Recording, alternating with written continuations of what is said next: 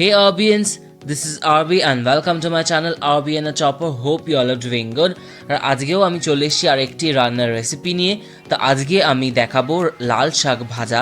আর কদিন আগেই আমি মেথি শাক ভাজা আমি ভিডিও করে আপনাদের সাথে শেয়ার করেছিলাম। তো সেইটা ভিডিওটা কিন্তু প্রচুর পরিমাণে আপনারা ভালোবেসেছেন, সেই জন্যই আমি মনে করলাম যে আর একটা শাকের রেসিপি আপনাদের সাথে শেয়ার করা যাক।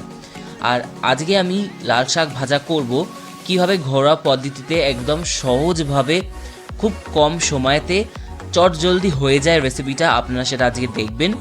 আর এই লাল শাক কিন্তু প্রচুর পরিমাণে গুণ অগুণ প্রচুর রয়েছে। আর মেথি শাকের ভিডিওটা আর এই রেসিপি ডিটেলস কিন্তু আমি ডেসক্রিপশন বক্সে দিয়ে দেবো।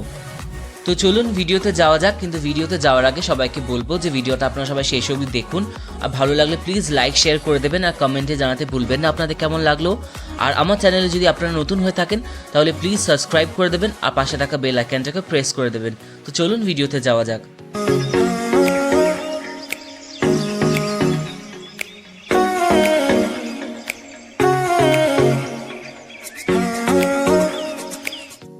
প্রথমেই আমি এখানে 2 বান্ডিল লাল শাক নিয়ে ভালো করে তাকে বেছে কেটে ভালো করে সুন্দর করে পরিষ্কার করে ধুয়ে জল ঝরিয়ে কিন্তু আমি রেখে দিয়েছি। আর তারপরে আমি এখানে একটা কড়া নিয়ে নিলাম, নিয়ে তার মধ্যে 3 চামচ মতন সর্ষের তেল অ্যাড করে দেবো। তেলটা ভালো করে গরম হয়ে গেলেই তার মধ্যে আমি 2 কোয়া রসুন ভালো করে মিহি করে কুচি করে নিয়েছি, সেটাকে আমি অ্যাড করে দিলাম। রসুনটা দেওয়ার সাথে সাথেই আমি কিন্তু 2 থেকে 3টে কাঁচা লঙ্কা আমি অ্যাড করব। রসুন দেওয়ার ফলেতে যে শাকের যে আলাদা একটা গন্ধ থাকে সেই গন্ধটা চলে যাবে, আর লঙ্কার যে সুন্দর একটা গন্ধ বা ফ্লেভার থাকে সেটা কিন্তু শাকেতে সুন্দর অ্যাড হয়ে যায়। তো আমি এখানে জল ঝারিয়ে রাখা শাকটা আমি অ্যাড করে দিলাম, দিয়ে এবার ভালো করে ওলট পালট করে সুন্দর করে নাড়াচাড়া করে কিন্তু আপনাকে ভেজে নিতে হবে। যতটা শাক দেখছেন তার কিন্তু একদম 1/4 হয়ে যাবে শাক কমে গিয়ে এর মধ্যে যে ওয়াটার কন্টেন্টটা থাকে সেটা কিন্তু বেরিয়ে যাবে। তো তার মধ্যে আমি এবারে নুন দিয়ে দেবো পরিমাণ মতন। আর আপনাকে মাথায় রাখতে হবে যে এতটা শাক দেখছেন সেটা কিন্তু কমে একদম অল্প হয়ে যাবে, তো নুনটা কিন্তু আপনাকে বুঝে অ্যাড করতে হবে। এর মধ্যে একটু চিনিও দেবো আমি, কারণ লাল শাক কিন্তু একটু মিষ্টি মিষ্টি খেতে ভালো লাগে। দিয়ে ভালো করে সব মিশিয়ে নেব। নুন দেওয়ার সাথে সাথেই দেখবেন প্রচুর পরিমাণে কিন্তু শাক থেকে জল ছাড়বে। দেখছেন দেখুন কত জল কিন্তু বেরিয়ে আসছে। এই জলটা কিন্তু সুন্দর করে শুকনো করে মরিয়ে নিতে হবে, তাহলেই কিন্তু ভাজাটা হয়ে যাবে তাড়াতাড়ি। আর এই রান্নাটা বেশিরভাগ আপনি কিন্তু ফার্স্ট টু লাস্ট আপনি কিন্তু হাই ফ্লেমে করবেন।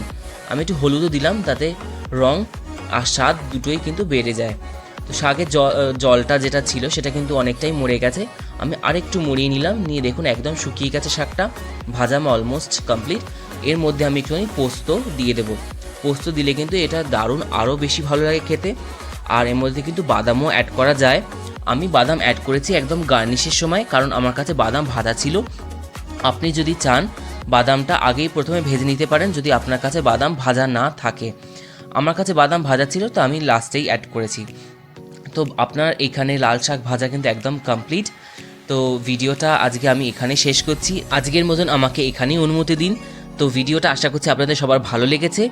যদি ভিডিওটা আপনাদের ভালো লেগে থাকে তাহলে প্লিজ লাইক শেয়ার করে দেবেন আর কমেন্টে জানাতে ভুলবেন না আপনাদের কেমন লাগলো। আর আমার চ্যানেলে যদি আপনারা নতুন হয়ে থাকেন তাহলে প্লিজ সাবস্ক্রাইব করে দেবেন আর পাশে থাকা বেল আইকনটাকে প্রেস করে দেবেন। তো চলুন আবার দেখাবে পরে কোনো একটি রান্নার ভিডিওতে কিংবা ব্লগের ভিডিওতে। ততক্ষণ আপনারা সুস্থ থাকুন, ভালো থাকুন।